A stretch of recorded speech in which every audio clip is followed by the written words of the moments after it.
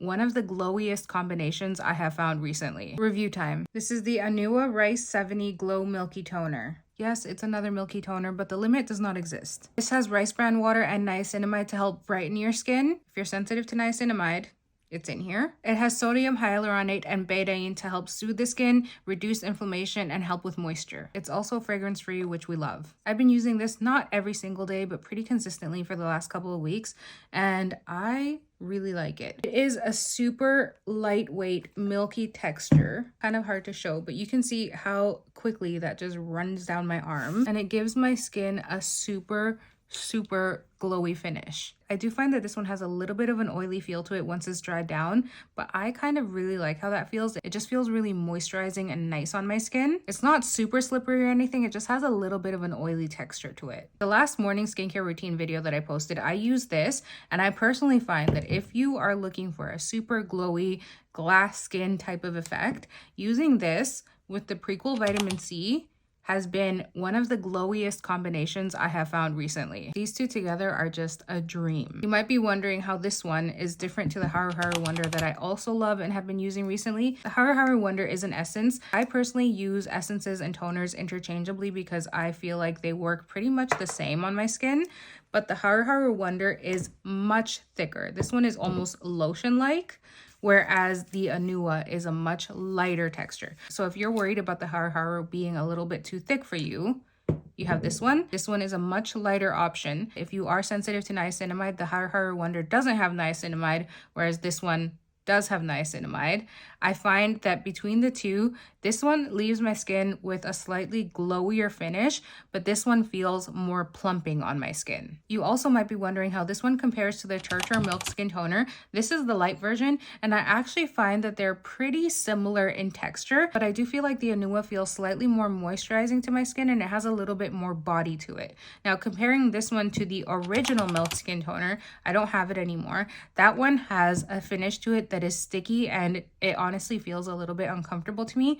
I prefer the light version, but out of these two, I prefer the Anua. Out of these two, I really love them both, and I feel like I would use them at different times depending on what else I'm using in my skincare, how my skin is feeling, and what I really want out of them. I started using this one recently, and I'm already at the halfway mark, and when you have as much skincare as I do, I'm always testing out things, trying new things. For me to get through a product this quickly that I just started tells you I really like it. This one I've been using for a couple of weeks. I feel like I've made a considerable dent in it for it only being a couple weeks, and again, having as many products as I do. You also might be wondering how this compares to one of my favorites of all time, the Dr. Ceuracle Vegan Kombucha Tea Essence.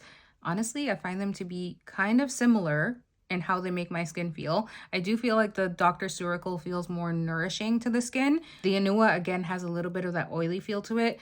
I feel like the Dr. Ceuracle can have a similar kind of oily feel to it, especially if I put on multiple layers of it. This one honestly has that oily feel even with just one layer. Dr. Ceuracle doesn't have niacinamide. This one does have niacinamide. The nice thing about this product is that it does have ingredients in it that help to brighten your skin internally, but it also has a finish that gives you a really nice immediate glow. If you don't like super glowy skin, this might not be for you. If you like really glowy skin, this is for you. Another milky toner that you might be wondering how it compares to is the I'm From Rice toner. I honestly gave mine away because I realized I don't reach for it. I'm not super in love with it. When it comes to my skincare, because I do have so much, I really pay attention to what I instinctively reach for. If I catch myself instinctively reaching for certain products over and over again and not reaching for others, I take that as a sign that I just prefer certain products over the other ones. So the I'm From Rice toner, I never fell in love with it. I prefer the Dr. Ceuracle. I prefer the HaruHaru. I prefer the TIRTIR Light. Even though this one, I honestly feel like I'm not just super in love with it. I prefer this one to the original, but even this one